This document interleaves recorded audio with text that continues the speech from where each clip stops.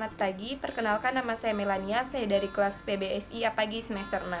Pada kesempatan pagi ini, kami akan memaparkan materi mata kuliah psikolinguistik di mana judul materinya yaitu pemerolehan fonologi. Baik, saya di sini sebagai pemateri pertama, langsung saja saya akan membahas materi yang pertama. Yang pertama yaitu teori struktural universal, di mana teori ini dikembangkan oleh Jackson tahun 1968. Oleh karena itu sering juga disebut dengan teori Jobson. Pada intinya, teori ini mencoba menjelaskan pemerolehan fonologi berdasarkan struktur-struktur universal linguistik. Dalam penelitian ini, Jackson mengamati pengeluaran bunyi-bunyi oleh bayi pada tahap membamel atau babbling dalam menemukan bahwa bayi yang normal mengeluarkan berbagai ragam bunyi dalam vokalisasinya, baik bunyi vokal maupun bunyi konsonan. Namun, ketika bayi mulai memperoleh kata pertama kira-kira 1/0 tahun, maka kebanyakan bunyi-bunyi ini menghilang.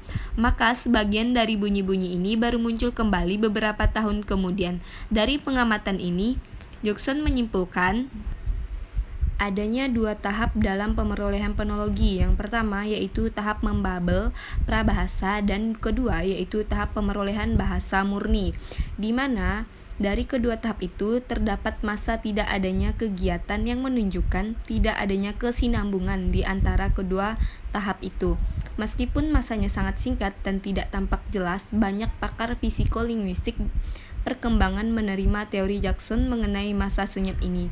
Beberapa bukti yang memperkuat dari teori Jackson adalah sebagai berikut. Yang pertama yaitu bunyi liquida I dan R yang sering muncul pada tahap membamel hingga pada tahap mengeluarkan bunyi bahasa, yang sebenarnya bunyi ini baru muncul lagi ketika bayi berumur 3,5 tahun atau 3/6 atau 4 tahun 4/0, bahkan ketika berumur 5 tahun.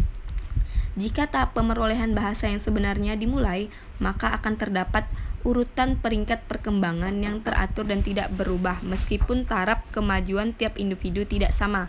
Perkembangan peringkat ini ditentukan oleh hukum-hukum yang bersifat universal yang oleh Jackson disebut The Laws of Irreversible Solidarity tahun 1968 halaman 68.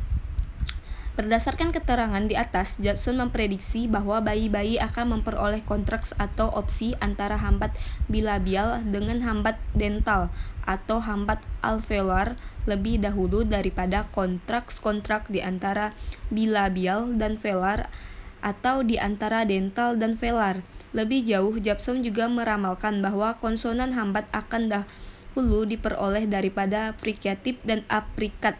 Yang terakhir diperoleh adalah bunyi-bunyi liquid seperti I dan R dan bunyi luncuran glide Y dan W.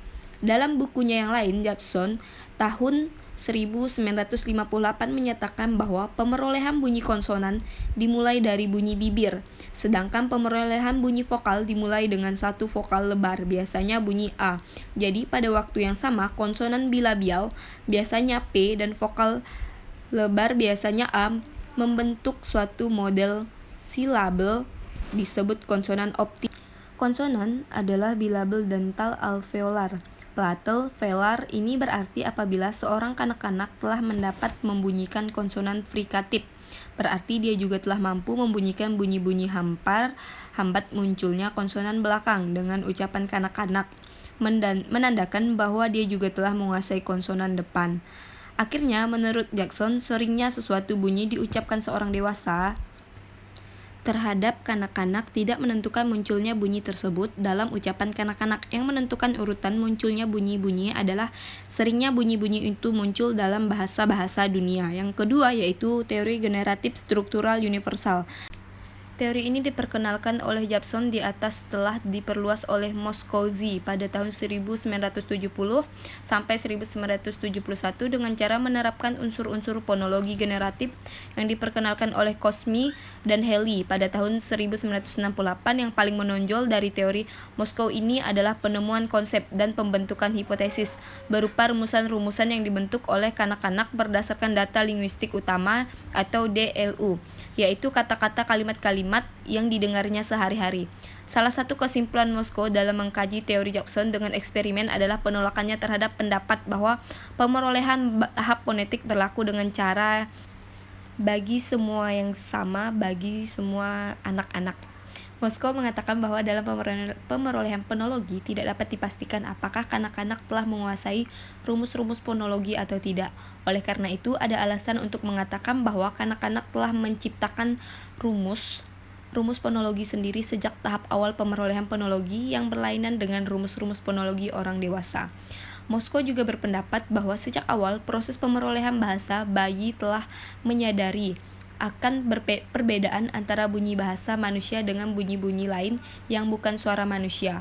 Hal ini termasuk kemampuan murni yang dimiliki bayi sejak dilahirkan. Kemudian, pada masa membabel, bayi mengembangkan kemampuan linguistiknya dengan cara menyesuaikan ucapan-ucapan persepsi yang didengar. Terima kasih saya ucapkan kepada Saudari Melania selaku penyaji 1 atas pemaparan materinya. Perkenalkan, nama saya Nova Verlena Thomas dari kelas BBSI Pagi semester 6. Di sini saya selaku penyaji 2 akan melanjutkan pemaparan dari penyaji 1 mengenai materi bab 12 yaitu pemerolehan fonologi. Langsung saja kepada materi yang akan saya paparkan, diantaranya adalah sebagai berikut. Poin yang ketiga yaitu tentang teori proses fonologi ilmiah. Teori ini diperkenalkan oleh David Stem pada tahun 1972 sampai 1973, yakni satu teori yang disusun berdasarkan teori fonologi alamiah yang juga telah diperkenalkan sejak tahun 1965. Menurut Stem, proses fonologi kanak-kanak bersifat nurani yang harus mengalami penindasan atau supresi atau pembatasan dan pengaturan sesuai dengan penuranian atau internasionalis presentasi orang dewasa. Suatu proses fonologi terdiri dari kesatuan-kesatuan yang saling bertentangan. Umpamanya, terdapat satu proses yang menjadikan semua bunyi hambat menjadi tidak bersuara dalam semua konteks. Karena halangan oralnya menghalangi proses udara yang diperlukan untuk menghasilkan bunyi-bunyi ini. Namun, bagaimanapun bunyi-bunyi ini akan menjadi bersuara apabila proses lain dengan cara asimalisasi tertentu. Jika kedua proses ini saling bersamaan, maka keduanya akan saling menindih dan saling bertentangan. Sebuah bunyi hambat tidak akan mungkin secara serentak bersuara dan tidak bersuara pada lingkungan yang sama. Masalah ini tentunya bertentangan dengan yang dapat dipecahkan dengan cara berikut ini. Yang pertama yaitu dengan cara menindas, yaitu salah satu cara dari kedua proses yang bertentangan itu. Umpamanya, bila anak-anak telah menguasai bunyi-bunyi hambat bersuara dalam semua konteks ini, maka berarti dia telah berhasil menindas proses penghilangan suara yang menimbulkan atau ditimbulkan oleh halangan oral bunyi itu. Yang kedua, membatasi jumlah statement dan jumlah konteks yang terlibat dalam proses itu. Misalnya, proses penghilangan suara dibatasi hanya pada bunyi-bunyi hambat tegang saja, sedangkan bunyi-bunyi hambat longgar tidak dilibatkan. Dan yang terakhir, mengatur terjadinya proses penghilangan bunyi suara dan proses pengadaan bunyi suara secara beruntun. Urutannya boleh dimulai dalam sebuah proses penghilangan bunyi suara, lalu diikuti dengan proses pengadaan bunyi suara. Kemudian, kedua proses ini tidak mungkin terjadi secara bersamaan. Dari contoh usaha anak-anak dalam proses pemerolehan fonologi tersebut, terdapat 3 pembagian. Yang pertama ada penindasan proses-proses, yang kedua ada pembatasan proses-proses, dan yang ketiga ada pengaturan proses-proses. Dan selanjutnya, saya akan membahas tentang teori prosodi atau akustik. Teori prosodi dan akustik ini diperkenalkan oleh Watterson pada tahun 1976. Sesudah dia merasa tidak puas dengan pendekatan fonetik segmental yang dikatakan tidak dapat memberikan gambaran yang sebenarnya mengenai pemerolehan fonologi, maka beliau menganggap bahwa anak-anak memperoleh fonologi berdasarkan fonem, sehingga banyak bahan fonetik yang berkaitan telah dikesampingkan. Karena kelemahan tersebut, maka di sisi lain, Watterson pada tahun 1971 menggunakan pendekatan non-segmental, yaitu pendekatan prosodi.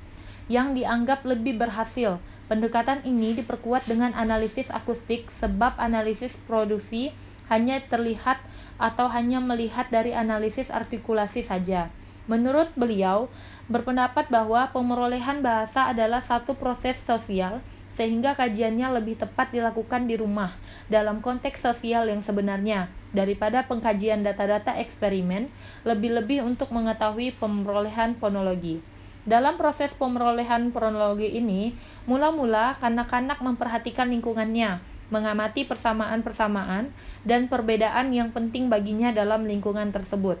Dalam hal ini, kanak-kanak sangat peka terhadap sifat-sifat manusia yang tentu didengarkannya berulang-ulang dalam konteks yang sama seperti pola-pola tekanan, irama, ritme, dan fitur-fitur lain yang berhubungan dengan keadaan-keadaan yang berulang itu. Pada suatu saat, anak-anak akan mulai menyadari bahwa ucapan-ucapan yang didengarnya ada hubungannya dengan benda-benda atau peristiwa-peristiwa yang ada di lingkungan sekitarnya. Jadi, menurut Watterson, memperoleh bahasa oleh anak-anak dimulai dengan memperoleh semantik dan fonologi. Kemudian, baru ada pemerolehan sintaksis. Dan beliau berkesimpulan bahwa prinsip-prinsip dasar pemerolehan morfologi kanak-kanak adalah sama, meskipun mereka menggunakan strategi yang berbeda atau berlainan dalam mencapai suatu proses memahami bahasa.